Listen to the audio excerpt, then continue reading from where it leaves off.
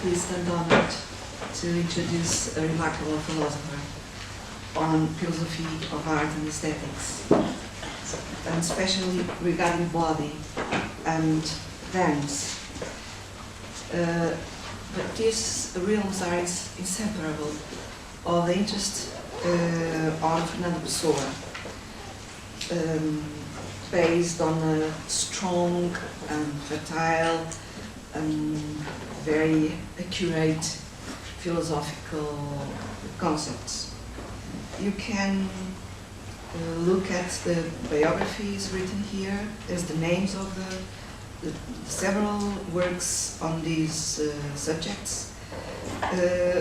And these several works are really the real effect in not only in our cultural and philosophical artistic milieu, but also in Brazil and other countries.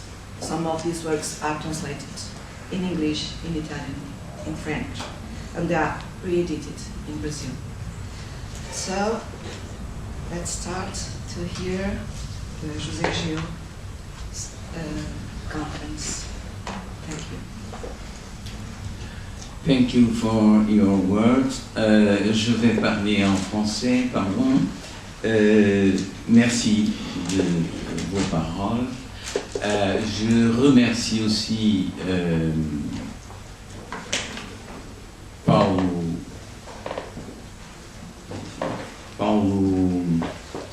Monteiro. Bom, obrigado. Paulo Monteiro por me ter convidado. Eu vou fazer uma exposição sobre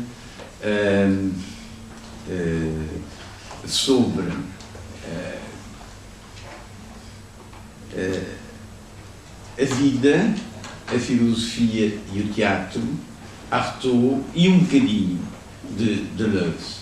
Não falarei de Derrida, isto porque quando eu cheguei ao fim do Artaud já ultrapassava toda pardon, je parle en portugais, je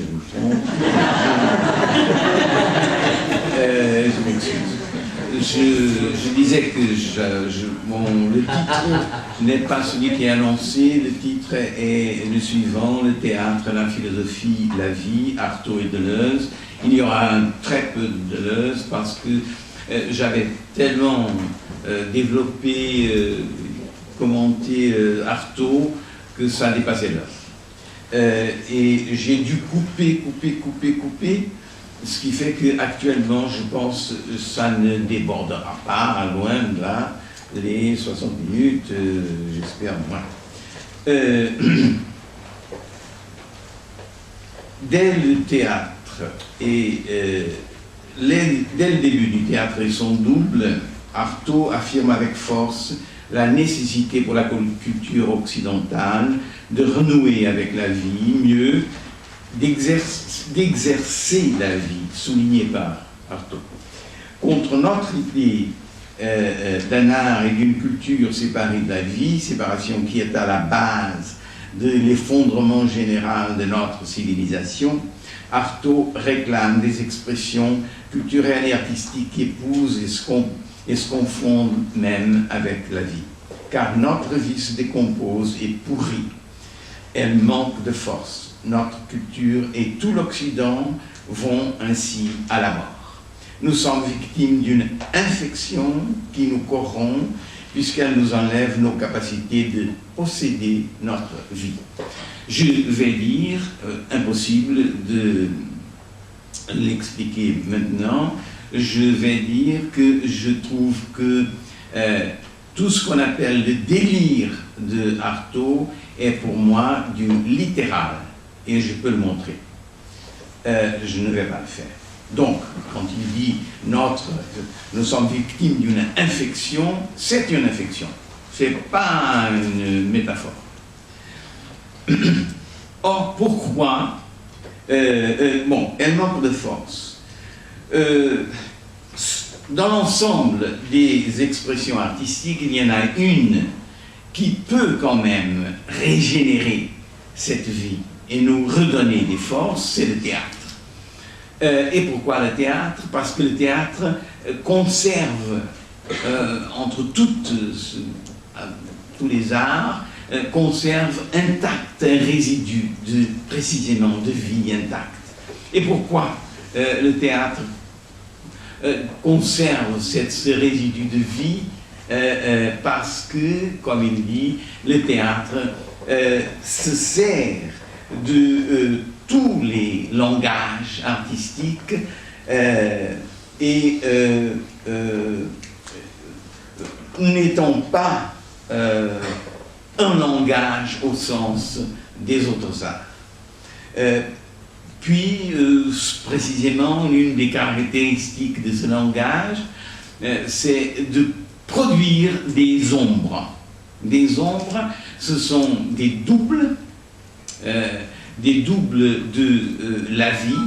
Les doubles et les ombres, c'est ce qui est produit sur scène par le théâtre proposé par Artaud, le théâtre de la cruauté.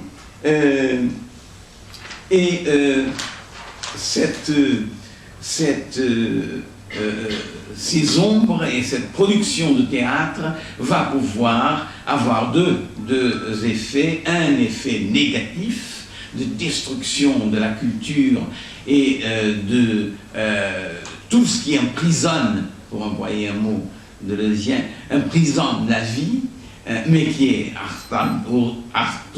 artaldien aussi,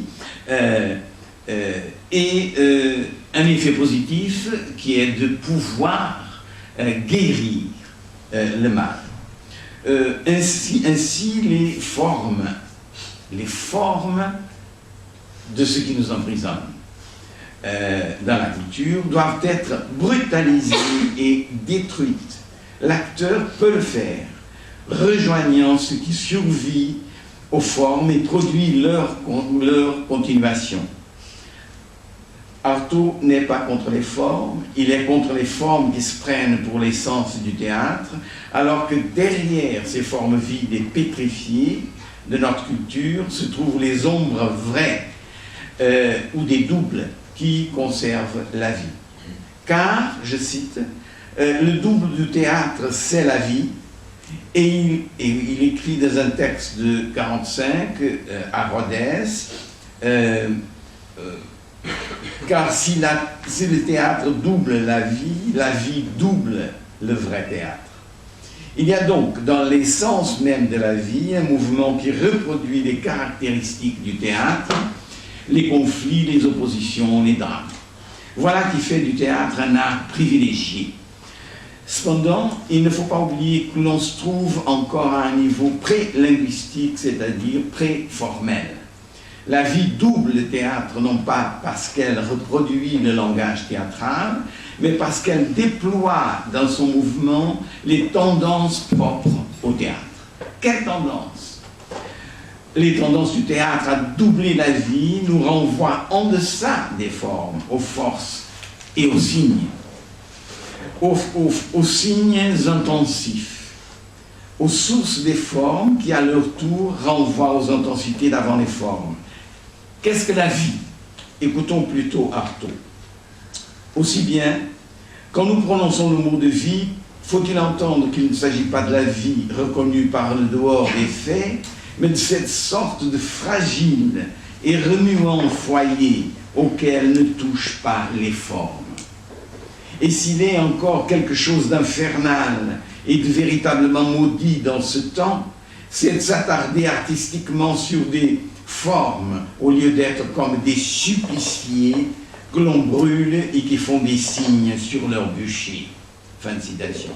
Ce sont des forces donc. Mais pourquoi un théâtre de la cruauté?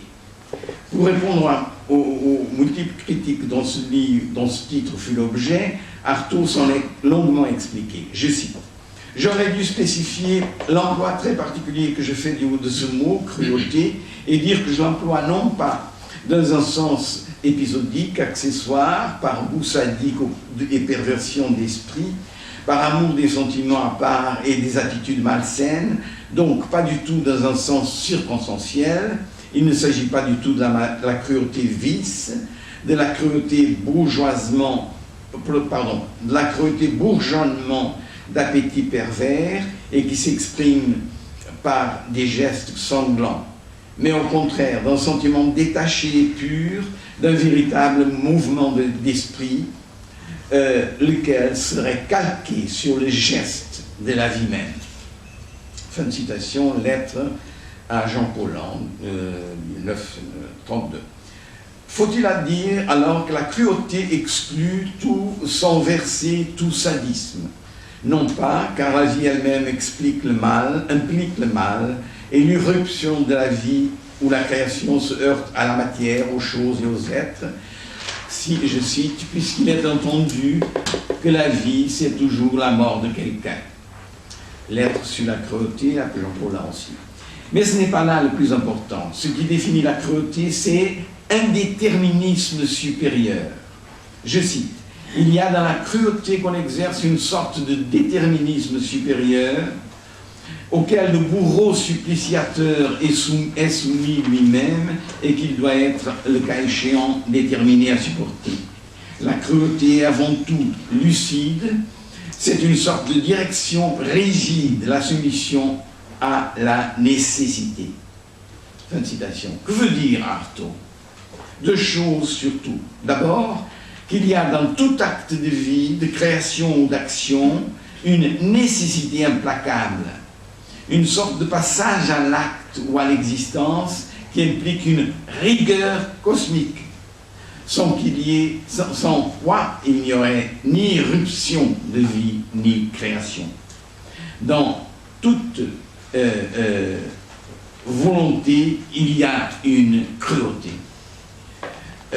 Je cite, « Et le théâtre, dans le sens de création continue, d'action magique entière, magique c'est très important, on verra, obéit à cette nécessité. » Il faudrait exposer ici certaines idées cosmologiques d'Artaud pour bien saisir ce qu'il entend par cruauté.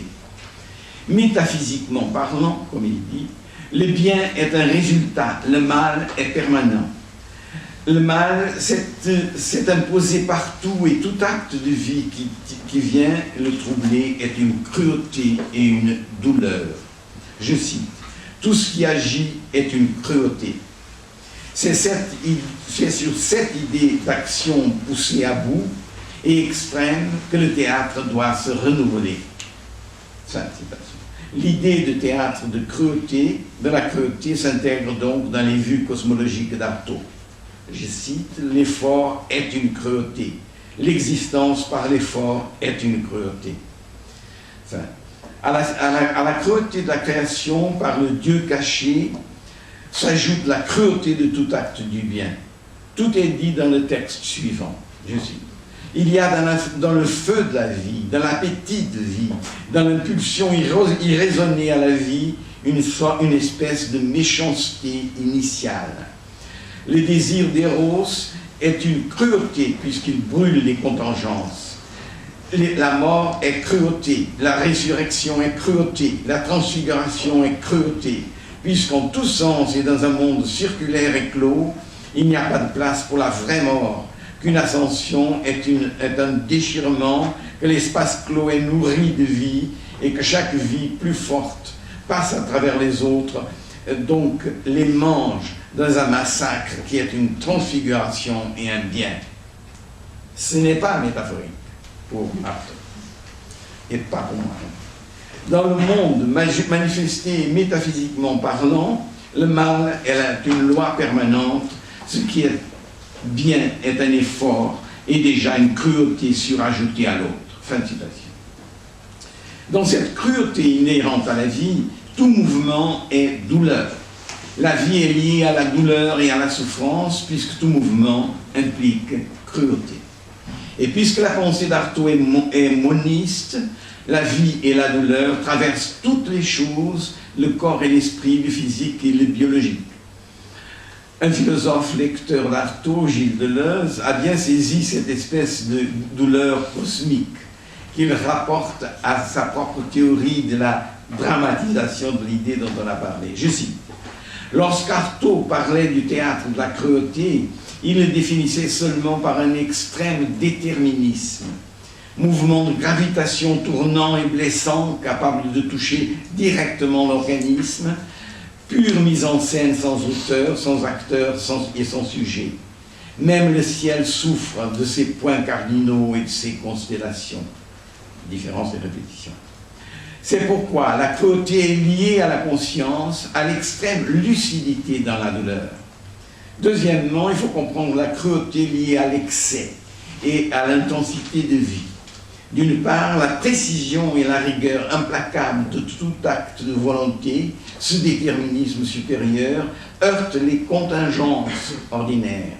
C'est le sens même de nécessité absolue, qui ne peut être que cruel et qui accompagne tout geste de l'acteur comme tout mouvement de la vie. On peut, je cite, on peut très bien imaginer une cruauté pure, sans déchirement charnel. Et philosophiquement parlant, d'ailleurs, qu'est-ce que la cruauté? Du point de vue de l'esprit, cruauté signifie rigueur, application et décision implacable, détermination irréversible, absolue. Fin de citation. L'intensité naît de cette rigueur et de la douleur qu'elle provoque. Par ailleurs, le déterminisme blesse et détruit les contingences de la vie comme faisant bouger la vie inerte, comme faisant bouger la vie inerte et pétrifiée de notre culture corrompue. La rigueur extrême de l'acte cruel contracte et intensifie les forces de vie qui portent l'acteur. Il y a une caractéristique du théâtre de la cruauté qu'il le définit si essentiellement que tous les grands topics qu'il aborde en découlent naturellement. Mieux, tous les grands thèmes de la pensée d'Artaud, qui est une pensée systématique et cohérente, il y a deux pensées qui suivent, un dernier Artaud, mais ne se comprennent qu'au moyen de son action. Cet élément, c'est la magie. Si Artaud critique avec tant de force la soumission de l'acteur au texte et à la parole, c'est parce que le langage fige la vie, la sépare des corps et de l'existence réelle, créant des représentations artificielles qui contribuent au pourrissement général de la culture.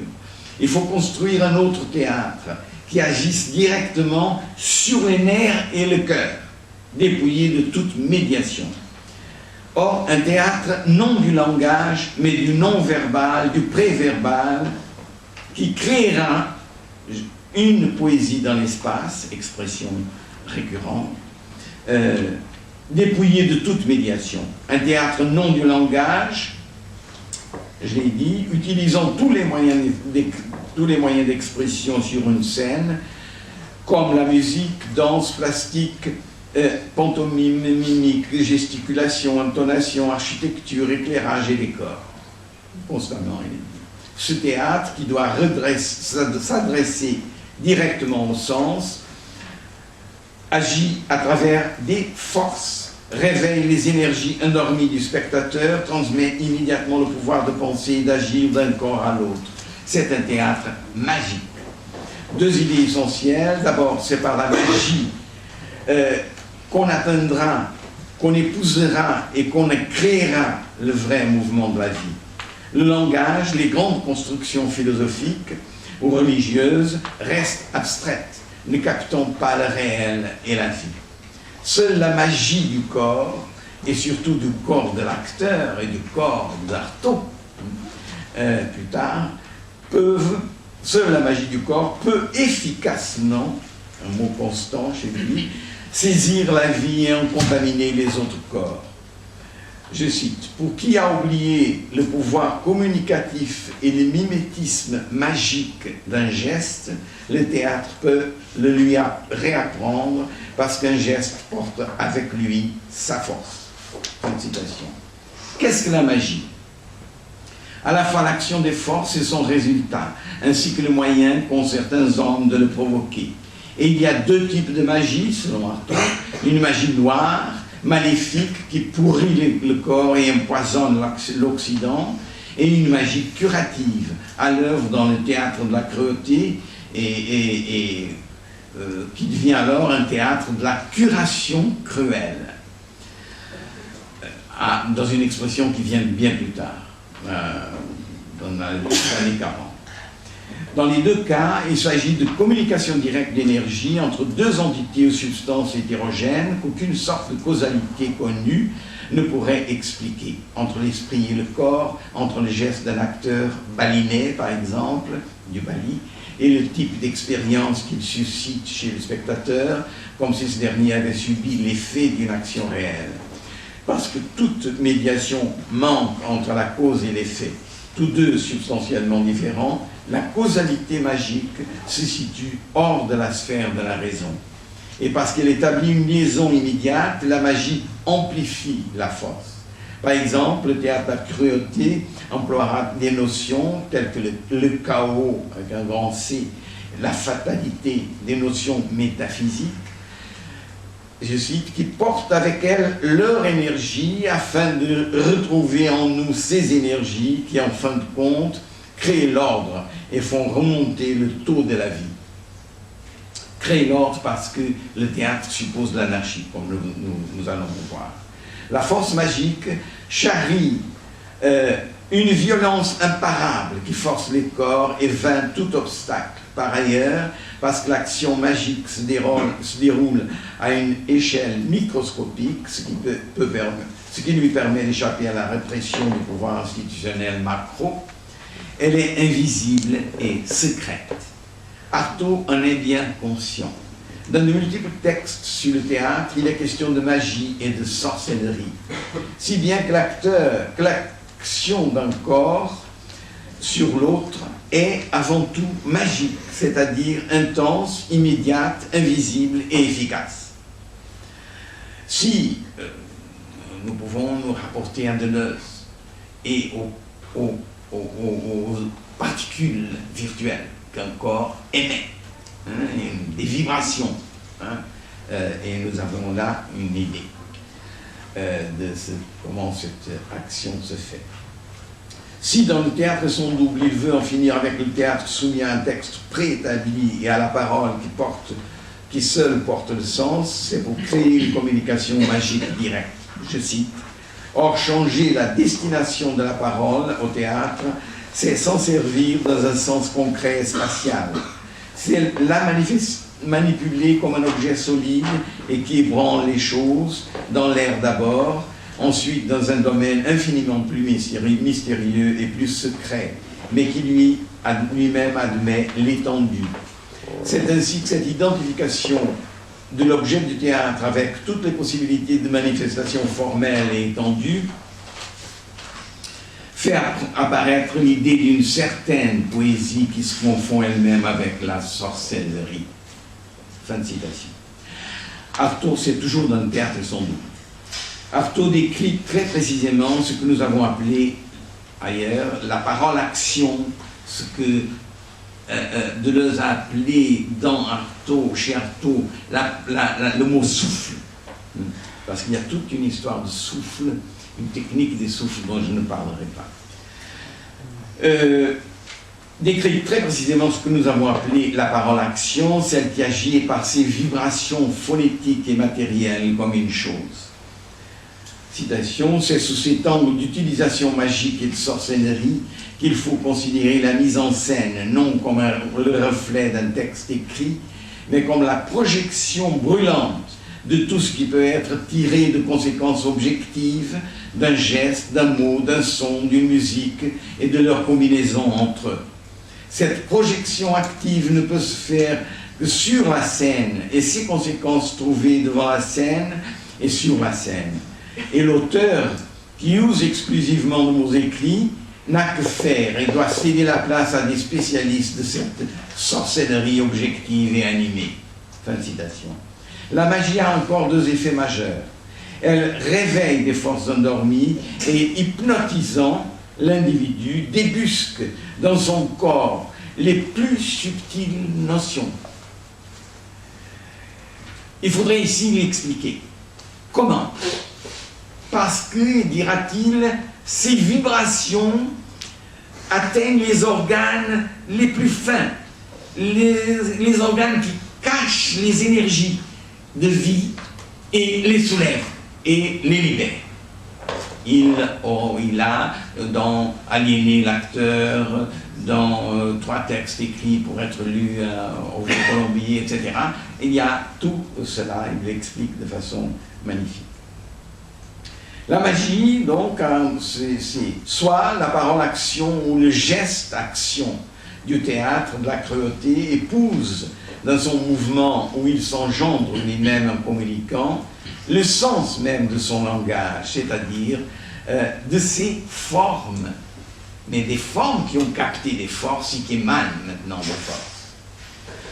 En quoi la forme ne se distingue pas de la force, l'une étant immanente à l'autre, dans le théâtre de la cruauté. En termes de Leusien, Artaud prétend créer un plan d'immanence totale, où tout élément sur scène, son, couleur, force, habit, geste, cri, lumière, posture du corps, chant, musique, image, contribue à un langage théâtral, où les formes sont des forces et les images se confondent avec l'énergie qu'elles émettent. Théâtre d'intensité, où chaque forme est conçue comme une force singulière. La forme, non seulement conditionne la force, son zigzag, courbe, droite, etc., mais celle-ci coïncide dans son intensité, sa vitesse, son efficacité avec la figure de la forme. C'est le trait figural et matériel de la forme qui caractérise la force qu'elle lance, car la forme est mouvement, trajet, tout comme la force. C'est pourquoi le langage du théâtre et de la cruauté se compose de hiéroglyphes à 3 dimensions qui se meuvent dans l'espace de la scène. C'est le corps qui fabrique ces hiéroglyphes. Ainsi surgit cette poésie dans l'espace, de l'espace moulu, de l'espace projection qui unit le corps de l'acteur au corps du spectateur et qui fait la magie même du théâtre de la cruauté.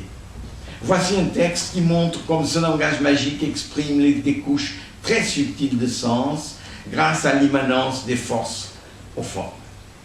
Je cite, c'est beau celui-là. Si la musique agit sur les serpents, ce n'est pas par les notions spirituelles qu'elle leur apporte, mais parce que les serpents sont longs, qui s'enroulent longuement sur la terre, que leur corps touche à la terre par sa presque totalité. Et les vibrations musicales qui se communiquent à la terre atteignent comme un message très subtil et très long. Eh bien, je propose d'en agir avec les spectateurs comme avec les serpents qu'on charme et de les faire revenir par l'organisme jusqu'aux plus subtiles notions. Fin de citation. L'immanence est au fond celle du théâtre et de la vie. Cite. Briser le langage pour toucher la vie, c'est faire ou refaire le théâtre. La magie permet cette osmose entre le langage et la vie, car en tant que dispositif qui fonctionne au sein même de la vie, elle traduit ou transduit les formes vitales les unes dans les autres, construisant le plan d'immanence du théâtre. En ce sens, il n'y a pas une grande différence entre la magie et la vie.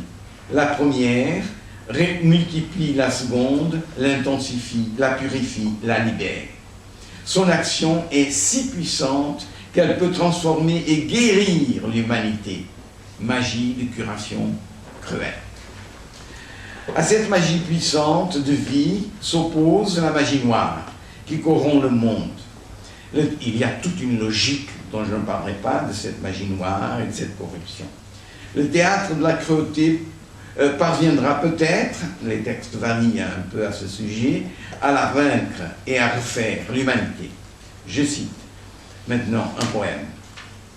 Le monde des esprits est ce monde qui a besoin d'un certain nombre de coups de pied au cul pour se décider à vider le plancher. Et le théâtre a tout ce qu'il faut pour les lui donner efficacement. Là, ce monde nous paraît impur, malpropre, obscène, bas, mesquin, vil et vilain. C'est une erreur, il est magique, mais il est salement magique. Et c'est par magie, la magie pure, que ce monde tombé si bas défend avec un acharnement aussi obstiné tout ce qu'il y a de vil, d'insipide, d'infâme.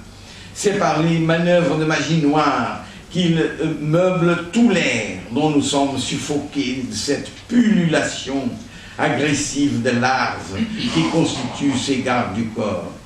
Magie pour magie, à la magie sexuelle d'un monde infâme doit répondre la magie curative cruelle d'un théâtre revenu à soi. Fin de citation.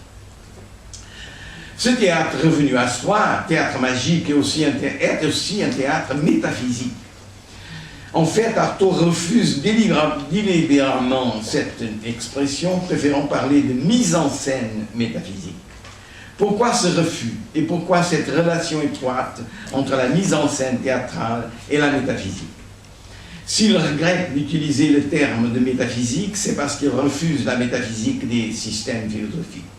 Son théâtre ne sera jamais une application de ces idées métaphysiques-là. En vérité, ce n'est pas à cause de son contenu qu'une idée pour Artaud est métaphysique. Qu'est-ce donc qu'une idée métaphysique?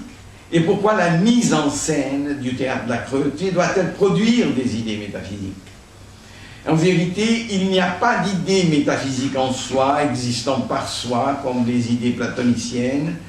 Une idée métaphysique pour Artaud doit être produite par le jeu théâtral et par la mise en scène, en émanée comme si ce jeu obéit à certaines caractéristiques qui ne sont pas des règles formant un algorithme. Le théâtre construit son langage à partir de la poésie dans l'espace, c'est-à-dire de l'espace et du mouvement sur la scène. La métaphysique, comme, je cite, développement de l'expression en tout sens de tous les éléments physiques de la scène et de toutes leurs combinaisons possibles, et, fin de citation, exprime une pensée profonde et totale, parce que tous les langages possibles, construisibles avec ces éléments, y sont virtuellement contenus. C'est un théâtre qui vient de la scène. Retenons quelques caractéristiques de cette mise en scène métaphysique. A. L'expression qui en émane est directe et immédiate, atteignant les nerfs et le cœur du spectateur. Ce sont des idées métaphysiques, lesquelles naissent de la scène, des gestes, de signes, d'attitudes, de sonorités, qui constituent le langage de la réalisation et de la scène, ce langage qui développe toutes les conséquences physiques et poétiques sur tous les plans de la conscience et dans tous les sens, entraînant nécessairement la pensée à prendre des attitudes profondes qui sont ce que l'on pourrait appeler de la métaphysique en activité. Cette expression va être prise par Deleuze, sans qu'il cite Artaud. La métaphysique en activité, fin de citation. B. Les idées métaphysiques agissent, sont des forces poétiques en mouvement. Elles agissent comme des choses, atteignent la pensée et les corps. Ce ne sont pas des idées au sens traditionnel des modes d'une substance distincte de la matière. C. Ce sont des idées profondes. La profondeur métaphysique vient ici de ce que le jeu théâtral réveille les couches les plus subtiles et les plus cachées de l'inconscient. Et il faudrait ici développer l'idée qui n'est pas mais implicite, c'est terriblement implicite chez Artaud, l'idée de l'inconscient du corps. Et que, travaillant l'espace avec tous les moyens possibles propres au théâtre, les combinant en tous sens, il apporte à l'expression la totalité du monde et du cosmos. D. Ce sont des idées poétiques, je cite. C'est que la vraie poésie, qu'on le veuille ou non, est métaphysique. C'est même, dirais-je, sa portée métaphysique, son degré d'efficacité métaphysique qui en fait tout son véritable prix. La poésie suppose une anarchie profonde qui l'approche du danger avec un grand D, idée que nous reprendrons plus loin. E. Le théâtre de la cruauté met en scène des thèmes qui ne viennent pas d'un auteur, mais, tel le théâtre balinais, qui viennent des jonctions primitives de la nature qu'un esprit double a favorisées. C'est une sorte de physique première d'où l'esprit ne s'est jamais détaché. Cette métaphysique de la mise en scène suppose une ontologie. C'est un théâtre de c'est un théâtre de signes. Dans l'admirable description du théâtre balinais, qui apparaît ainsi comme une espèce de version orientale du théâtre de la cruauté, Artaud insiste sur l'intellectualité permanente qui émane du langage, des gestes, des attitudes, des cris, de tout le matériel sensible mis en jeu par les balinais. Ce côté intellectuel et spirituel du théâtre balinais est agi, joué par les acteurs et les matériaux de la scène. L'esprit est incrusté dans les corps et dans le sensible. Je cite, cette idée de théâtre supprime toute possibilité de recours aux mots pour l'élucidation des thèmes et les plus abstraits. Et elle invente un langage de gestes fait pour évoluer dans l'espace et qui ne peuvent avoir de sens en dehors de lui. Pourtant, à côté d'un sens aigu de la beauté plastique, ces gestes ont toujours pour but final l'élucidation d'un état ou d'un problème de l'esprit. Citons enfin ce texte, extrait encore de le texte sur le théâtre balinais.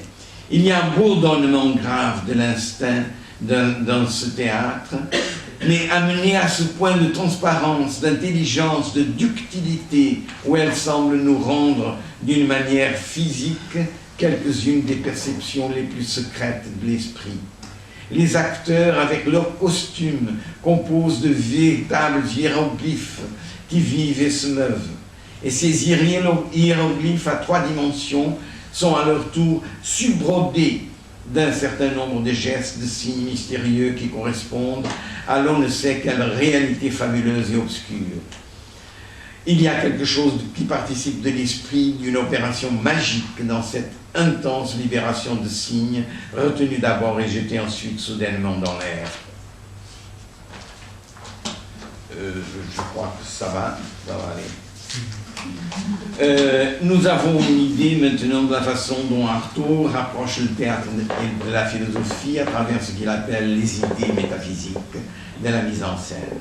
Ce qui nous autorise à nous interroger sur la pertinence de ce rapprochement, sachant ce qu'il opère chez Artaud, sachant que ce qu'il opère chez Artaud, c'est un élément précis, la vie. À notre tour, nous renvoyons à la question qui traverse la philosophie moderne. Comment philosopher au plus près de la vie, que l'on mettra en parallèle avec le souci premier d'Artaud.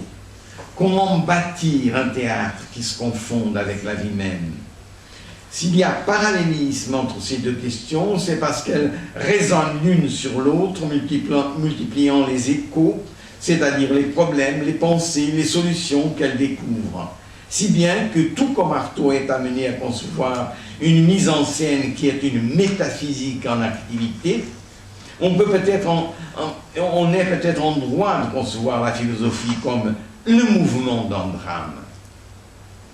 Nous aurions ainsi 2 modes différents de viser le même but, fondre pensée et vie dans le même noyau ontologique.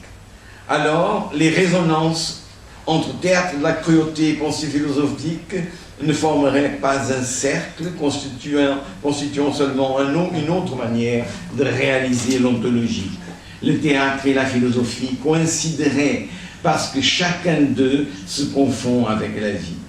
Les moyens de réaliser la mise en scène de la cruauté et les moyens de construire l'ontologie par la pensée philosophique forment en vérité 2 séries différentielles qui résonnent et communiquent à travers ce que Deleuze a appelé le précurseur sombre. Ici, le conflit, la lutte, les dilemmes, les antinomies, les éléments infinis du drame constituent précisément le différent différenciant ou le différent en soi de Deleuze. Car il s'agit d'une ontologie de la différence. Ce conflit dramatique fait communiquer les séries et en reliant par la tension différentielle. C'est lui qui fait bouger, en les différenciant intensivement, les scènes successives de la mise en scène théâtrale. C'est encore lui qui fait mouvoir les concepts et les idées philosophiques en les différenciant internement et externement par rapport à l'autre série. C'est en ce sens seulement que l'on peut dire que la philosophie est un drame. Elle est drame en ce que le mouvement des concepts entre dans un jeu de tension, conflit et attraction de concept-action. Jeu singulier non dramatique, au sens du vieux drame qu'on veut combattre. Différent de la singularité du jeu dramatique des actions métaphysiques, maintenant de la métaphysique en activité du théâtre de la cruauté. Pourquoi cette différence et cette jonction? Parce que le concept action philosophique atteint et agit sur les corps de façon différente de celle de l'action dramatique métaphysique, car chacun d'eux émet des particules virtuelles ou des forces microscopiques aux intensités singulières uniques. Mais pourquoi les conflits sont-ils à l'origine du théâtre? Et pourrait-on dire de même que le conflit est à la source de la pensée philosophique? Ce sera encore Artaud qui nous fournira le point de départ de l'exploration de ces questions. Il y a dans le théâtre et son double un texte qui aborde directement le problème. Je cite: si l'on pose en effet la question des origines et la raison d'être ou de la nécessité primordiale du théâtre, on trouve d'un côté, et métaphysiquement, la matérialisation, ou plutôt l'extériorisation d'une sorte de drame essentiel qui contiendrait d'une façon à la fois multiple et unique les principes essentiels de tout drame. Il y a un drame essentiel qui est dans l'être. Ce drame essentiel qui contient virtuellement tout drame affectif, vient après la création elle-même son conflit. Je cite: il faut croire que le drame essentiel, celui qui était à la base de tous les grands mystères, épouse le second temps de la création, celui de la difficulté et du double, celui de la matière et de l'épaississement de l'idée. L'idée s'épaissit en s'inscrivant dans la matière. Par la magie noire. Il semble bien que là où règne la simplicité et l'ordre, il ne puisse y avoir de théâtre ni de drame. Et le vrai théâtre naît d'une anarchie qui s'organise.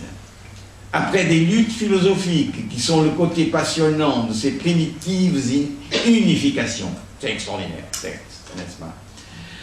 Fin de citation. Rappelons que ce texte s'insère dans un chapitre sur le théâtre alchimique, ce qui explique les références aux grands mystères.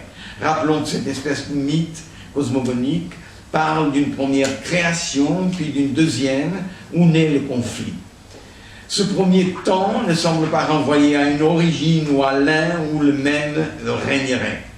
Il est plutôt question de primitives unifications, au pluriel. Comment surgit le conflit et le drame dans un temps de primitives unifications où règne la simplicité et l'ordre? Il semble que le mythe cosmogonique d'Artaud suppose une impulsion irrépressible de l'être à créer et à s'exprimer, impulsion première de toute création, donc de la création première aussi. Dans un autre texte, à propos du théâtre balinais, il écrit, si, dans ce théâtre, toute création vient de la scène, trouve sa traduction et ses origines dans une impulsion psychique secrète qui est la parole d'avant les mots. Ça va être repris par Deleuze encore. Il est immédiatement pertinent de passer du plan de la création théâtrale à celui de la création cosmique. Le théâtre s'instaure donc pour résoudre une anarchie qui éclate et défait l'ordre et la simplicité de la création première. On assiste alors à des luttes philosophiques, des conflits que le cosmos en ébullition nous offre d'une manière philosophiquement altérée et impure. Ce théâtre organise l'anarchie et cherche à résoudre les conflits. Comment? En réalisant le temps de l'immanence, le temps même de la première création sans conflit. Ce texte que nous citerons de suite autorise et confirme la lecture que nous faisons du mythe de l'origine du théâtre d'Artaud. Le premier temps de la création se rompt par l'irruption d'une impulsion imparable de l'être à s'exprimer. Le temps est le temps de l'immanence. Ce temps est le temps de l'immanence. L'immanence se défait parce que les conflits jaillissent, et ils jaillissent parce que surgit la bifurcation, concept de Whitehead, la séparation entre matière et esprit, entre le concret et l'abstrait, etc. Cette séparation est une apparence pourtant affirmée par les différentes philosophies qui luttent entre elles. Bref, le conflit virtuellement contenu dans la première création épouse, s'extériorise, se matérialise dans le second temps de la création, temps de la naissance du théâtre et de la philosophie. Mieux, peut-être, le conflit s'exprime et donc existe parce que la philosophie dit la fausse séparation ontologique, fausse mais efficace, et qui fait tout notre malheur. Écoutons donc ce que dit Artaud. À propos des mystères de Leusis, qu'il compare à sa propre idée de théâtre, il écrit, je cite, « Je crois plutôt qu'il devrait mettre en scène les projections et des précipitations de conflits, de luttes indescriptibles de principes, prises sous cet angle vertigineux et glissant, où toute vérité se perd en réalisant la fusion inexplicable et unique de l'abstrait et du concret, et d'autre part, résoudre par des conjonctions inimaginables et étranges pour nos cerveaux d'hommes encore éveillés, résoudre ou même annihiler tous les conflits produits par l'antagonisme de la matière et de l'esprit, de l'idée et de la forme, du concret et de l'abstrait, et fondre toutes les apparences à une expression unique. » Fin de citation. La résolution des conflits crée l'immanence, ou plutôt c'est par leur fusion dans l'immanence que les oppositions conflictuelles se résolvent. Il semble donc que pour Artaud, la philosophie elle-même naît du et dans le conflit. Nous dirions pour notre part qu'elle naît d'une nécessité première de la pensée. S'affirmer en se distinguant de la doxa, tout comme le théâtre de la cruauté s'affirme contre le théâtre normal, ordinaire, conventionnel qu'Artaud aborde. Lorsque l'affirmation de la différence est captée par le concept, celui-ci ou bien se scinde et s'ouvre en incorporant la différence avec la doxa, ou bien il se fige et s'enquiste en prenant sur soi réflexivement l'un des pôles différentiels. Un autre concept surgit alors qui se distingue en s'opposant au premier. Deux champs de pensée se forment. La pensée bifurque.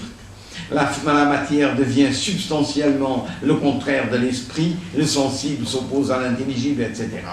Et les conflits éclatent entre les théories des concepts organisés, les philosophies, qui cherchent à occuper tout l'espace de la pensée, ou laisser ouvert par la violence de l'affirmation première de la différence. C'est donc dans la différence, dans l'espace déchiré et illimité du mouvement du concept que naît la philosophie, espace de l'affirmation d'une multiplicité virtuelle de différences, après les unifications multiples. Cet espace peut devenir celui des luttes entre systèmes de concepts réflexifs ou l'espace de création de nouveaux concepts. Dans le premier cas, il y a un enquistement des concepts, dans le second, l'ouverture du concept au mouvement même de la vie. Dans le premier cas, le territoire de la philosophie est ce champ de bataille de ces combats sans fin de la métaphysique dont parle Kant dans la préface à la première édition de la critique de la raison pure dont on a parlé tout à l'heure. Dans le deuxième cas, la pensée philosophique n'abolit pas le conflit en construisant son plan d'immanence, mais ce sont des conflits d'un autre ordre. Non de système contre système, mais encore et toujours contre la doxa, contre le temps et l'entropie, contre la menace du chaos, ou plutôt contre la menace de ce qui se dresse précisément contre l'opinion et qui, par son intensité, conduit le philosophe au bord du chaos. Cela, Artaud l'appelait le danger, avec un grand D. Que doit faire le théâtre de la cruauté pour détruire le théâtre et la culture contemporaine? Comme je n'ai pas le temps de répondre à cette question, je vais terminer en disant il faudrait maintenant que la différence et avec elle le conflit soit à la source de la pensée philosophique. Malheureusement, je n'ai plus le temps de le faire, de le montrer. En revanche, et puisque nous sommes peu à peu rapprochés de Deleuze, je voudrais citer pour terminer quelques textes de différence et répétition qui proposent une nouvelle idée de la philosophie en introduisant le mouvement dans le concept, en transformant le concept en action, en niant la représentation, en abolissant toute médiation entre l'œuvre et l'esprit, bref, en extrapolant vers le plan de la philosophie tout ce qu'Artaud veut réaliser dans son théâtre de la cruauté. L'inspiration non avouée vient clairement d'Artaud. Deleuze va jusqu'à reprendre des expressions du théâtre et son double, telles que mettre la métaphysique en activité ou un langage qui parle d'avant les mots. L'expression d'Artaud est la parole d'avant les mots. Bref, si la nouvelle philosophie de la répétition et de la différence se fonde sur le théâtre, c'est bien du théâtre d'Artaud et à nul autre qu'il va chercher ses sources. Je cite Deleuze. On parle volontiers, à propos de Kierkegaard et Nietzsche, d'un dépassement de la philosophie. Or, ce qui est en question dans toute leur œuvre, c'est le mouvement. Ce qu'ils reprochent à Hegel, c'est d'en rester au faux mouvement, au mouvement logique abstrait, c'est-à-dire à la médiation. Ils veulent mettre la métaphysique en mouvement, en activité. Ils veulent la faire passer à l'acte et aux actes immédiats. Il s'agit de produire dans l'œuvre un mouvement capable d'émouvoir l'esprit hors de toute représentation. Il s'agit de faire du mouvement lui-même une œuvre sans interposition, de substituer des signes directs à des représentations médiates, d'inventer des vibrations, des rotations, des tournoiements, des gravitations, des danses et des sauts qui atteignent directement l'esprit. Cela, c'est une idée d'homme de théâtre, une idée de metteur en scène, en avance sur son temps. N'est-ce pas ce que dit Artaud, finalement? Et c'est de Deleuze. Je cite encore Deleuze. C'est dans ce sens que quelque chose de tout à fait nouveau commence avec Kierkegaard et Nietzsche. Ils ne réfléchissent plus sur le théâtre à la manière hegelienne. Ils ne font pas davantage un théâtre philosophique. Ils inventent dans la philosophie un incroyable équivalent de théâtre et par là forment ce théâtre de l'avenir en même temps une philosophie nouvelle. Plus loin, il affirme, le théâtre, c'est le mouvement réel. Et dans tous les arts qu'il utilise, il extrait le mouvement réel. Et Deleuze continue en résumant sa philosophie de la répétition en termes de théâtre, proposant de dramatiser les idées, annonçant une haute conception du concept. C'est une citation de Différence et répétition, de l'introduction. Tout cela vise en vérité l'immanence comme axe d'une ontologie de la différence. Je me demande si, sur ce plan, Artaud n'est pas allé plus loin que Deleuze, que le Deleuze de Différence et répétition, dont la pensée n'avait pas encore construit le concept d'immanence et élaboré l'idée de concept-action.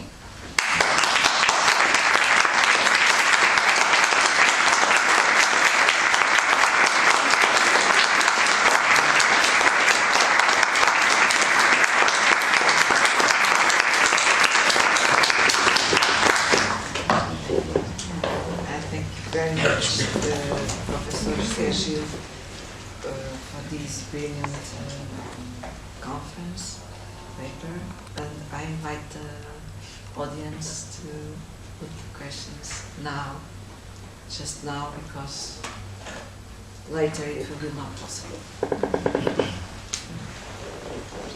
May I ask my question in English? My Yes. French is not as good as I remembered. You've given us the most lucid and inspiring answer to the question, what is the theater of cruelty? I want to add a second question. Where is the theater of cruelty? It's where? Où est-ce que le théâtre de la cruauté? Where is it? Cruelty. Yes. It starts with manifestos. Then there's a brief moment when Artaud tries to realize the theater of cruelty, which is a great failure. But then something interesting happens. The theater of cruelty starts its success in philosophy, starting with Deleuze. And to this day, to this room, the theater of cruelty becomes a name for a philosophical fantasy. Now, there's nothing wrong with philosophical fantasies, but I just would like you and all of us to reflect on how strange it is that one of the greatest failures in theater history becomes one of the greatest successes in the philosophy of theater. Well, may I answer you? I think it's not a failure. Okay. Because the théâtre de la cruauté is realized in the théâtre oriental, Balinais, immediately. And secondly, in the actual book, in a work, in the actual work, le théâtre de la cruauté changes. It's not this one I exposed. It's almost the same, but everything on the stage is concentrated and in the body of Artaud. It's a theater of the body. And then you say it's a fantasy. Well, then Deleuze's philosophy, for example, Deleuze-Guattari's philosophy is a fantasy. Then I want you to prove it's a fantasy. And perhaps it's a beautiful fantasy, but not in the sense you gave to fantasy. I think it is a beautiful fantasy, but you know, Artaud knew nothing about the Balinese theater. Balinese theater was a perfect projection screen for his concept of I think you haven't understood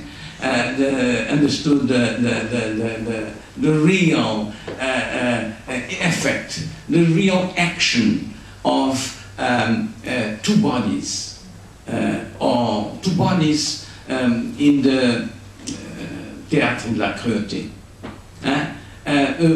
What is there is a magic relation. Or a magic relation, if you take anthropological descriptions, but very from Turner, for example, or Leach, or you have something which is more than a word, light word. It's something which has an efficiency, which has an action, an effect. If we don't understand what is magic, if you put it, magic in the epistemological field, out of science and out of reason, you don't understand magic. You don't understand the théâtre de la cruauté. No, quick. It's just a response to this. Yes? Okay. Je sais pas, est-ce que je pose la question? Oui, ok. Oui, alors ma question est une question remarque, les deux. Ce qui m'a intéressé dans votre communication, c'est, si j'ai bien compris, c'est que vous analysez à travers tout ce rapport entre philosophie et théâtre à travers la notion de conflit, en fait. Et je ne peux pas m'empêcher. J'ai pensé que ce qu'on appelle la première interprétation philosophique du tragique chez Schelling opère justement ce rapport, en fait, établit un rapport entre théâtre, drame et philosophie à travers cette notion de conflit.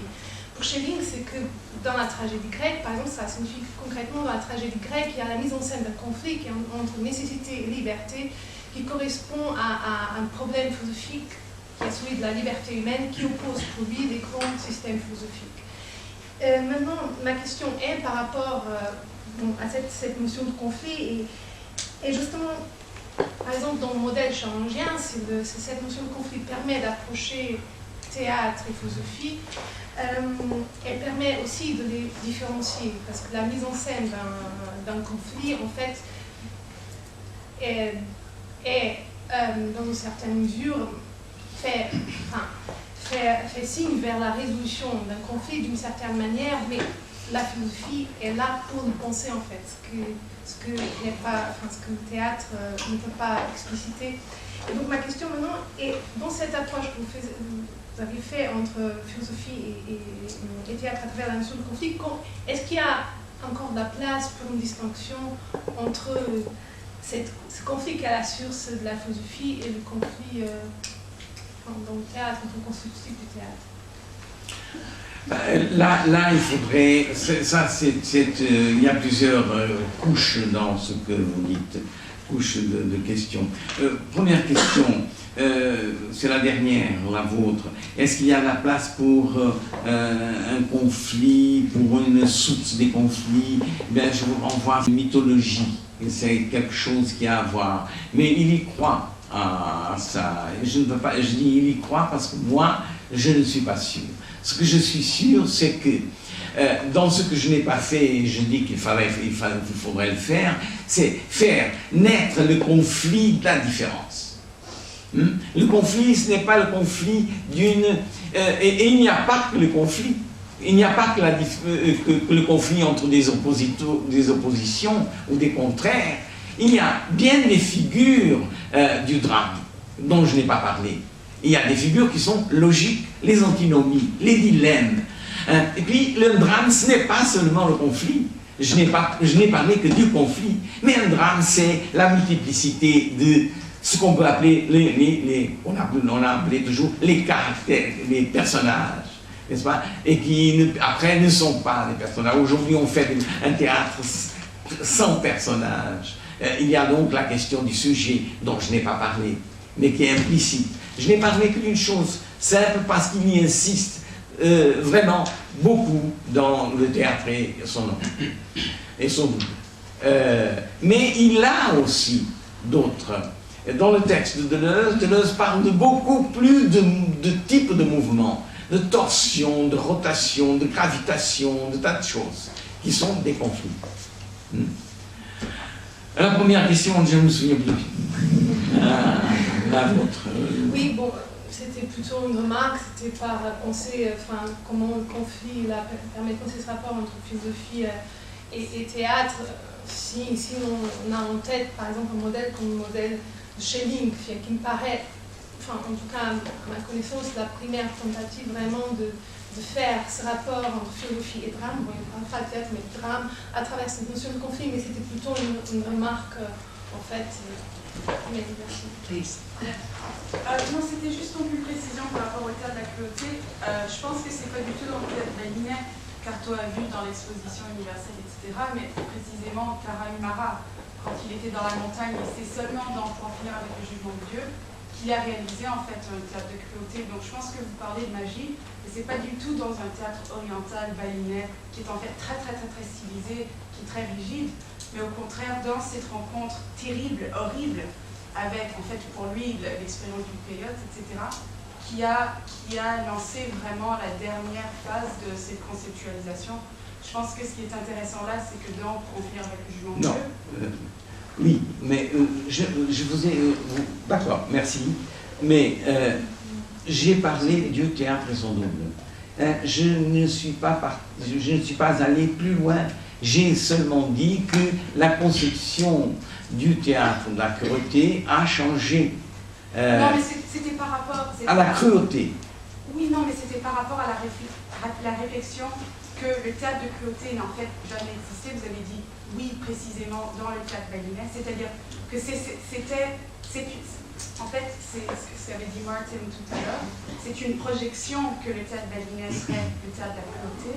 Et je pense qu'en fait, c'est-à-dire que cette idée-là du théâtre de la cruauté, elle est développée beaucoup plus loin et dans une façon très terrible. Et je pense que c'est très vrai qu'il y a c'est-à-dire there's a total failure of the theater of cruelty that becomes philosophy.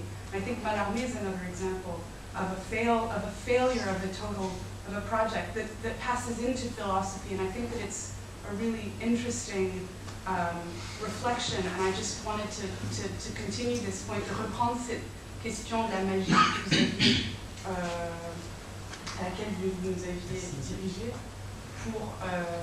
pour juste nous ramener aussi au Tarahumara, si vous parlez de... Oui, je n'ai pas parlé des Tarahumara, de tous les textes, seulement dans le théâtre et son double, il n'y a pas que le théâtre balinais. Et il parle de son théâtre en le comparant par attraction au théâtre balinais. C'est pas par hasard, comme vous savez, le théâtre et son double, c'est un ensemble de textes. Le théâtre alchimique, le théâtre balinais, la mise en scène métaphysique et la métaphysique, etc., etc. Et ce sont bien souvent des conférences. Ce sont des conférences. Or, ces conférences sont des conférences prononcées avant tous les textes des Tarahumara, sur le Peyote qui sont du même, je suis d'accord avec vous, sont de la même souche. C'est la même pensée qui travaille, mais qui est déjà différente. Et c'est très intéressant de voir comment tout devient un théâtre centré sur un corps, je veux dire, un corps et la technique extraordinaire des souffles. Pourquoi il ne parle plus, il n'insiste plus sur la lumière, la position, les cris, ou les cris si, parce qu'il y a des souffles dans les cris. Non, tout se concentre, il ne parle plus de plateau, par exemple. Tout se concentre dans le corps, et ça passe par une évolution de la pensée et de l'expérience d'Artaud qui a à voir avec Rodez, son christianisme, sa conversion, sa déconversion, etc. C'est-à-dire qu'il se compare au Christ, qu'il devient le Christ, puis il rejette cette identification, etc. Merci, je n'ai pas très bien compris je suis d'accord sur certaines choses, d'autres j'ai l'impression que vous me rapprochiez de ne pas parler des Tarahumara. Non, tout ce que je disais, c'est que c'est simplement, je pense que vous avez dit, oui, le théâtre de cruauté existe, il existe dans le théâtre balinais. Non, c'est parce qu'on disait que c'était une projection imaginaire. Or, il y avait un théâtre qui était le théâtre balinais. Il se trouve que j'ai vu du théâtre balinais, peut-être dénaturé, à Paris, il y a 20 ans. Peut-être que c'était déjà un autre, pas du tout du coup, mais c'était véritablement impressionnant. J'aimerais le revoir pour voir si j'y vois ce qu'en dit Artaud, qui est absolument merveilleux comme description d'une scène théâtrale. Est-ce que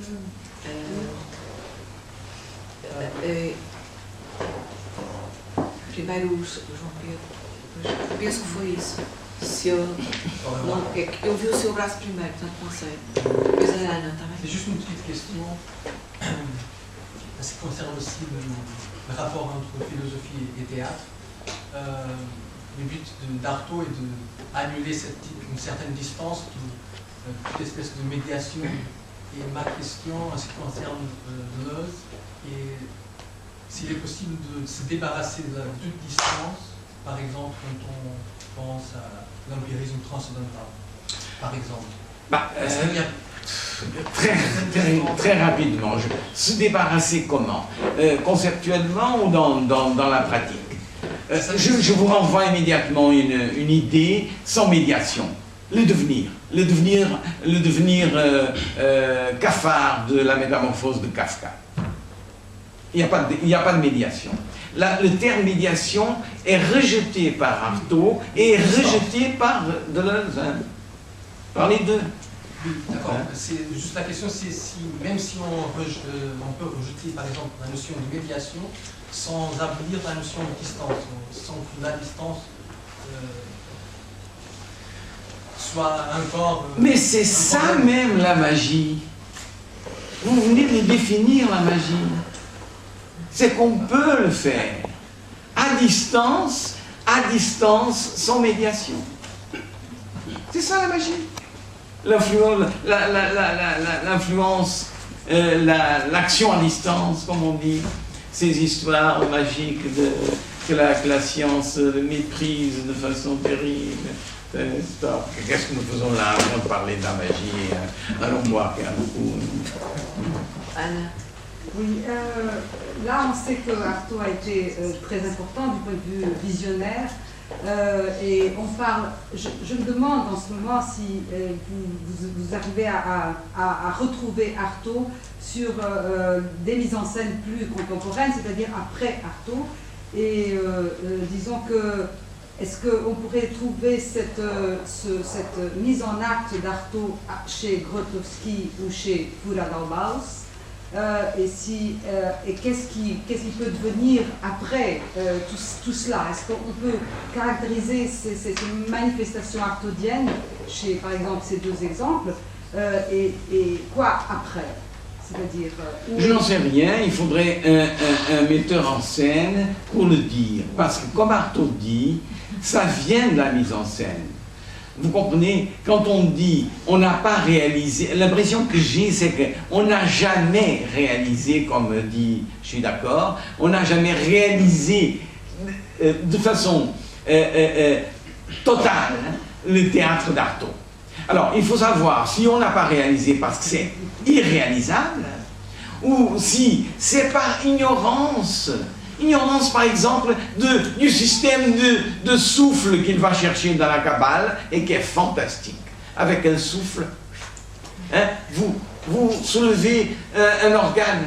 Mais Grotowski, il a trouvé ça, à travers la voix, précisément. Mais pas totalement, hein, parce que cela, dans le système artaldien,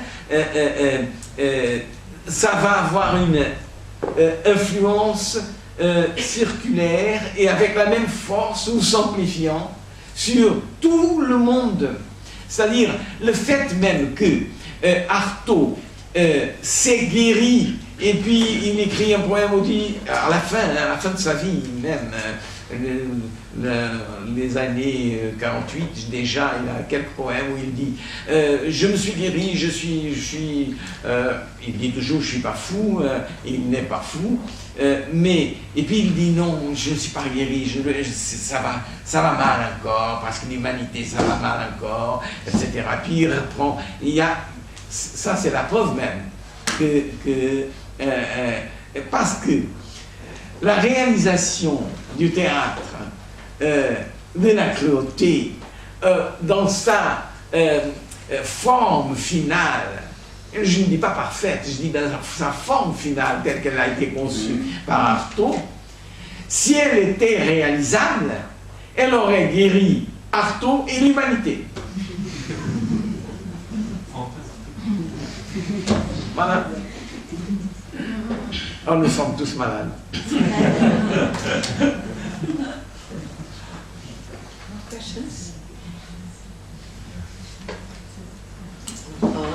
Merci beaucoup.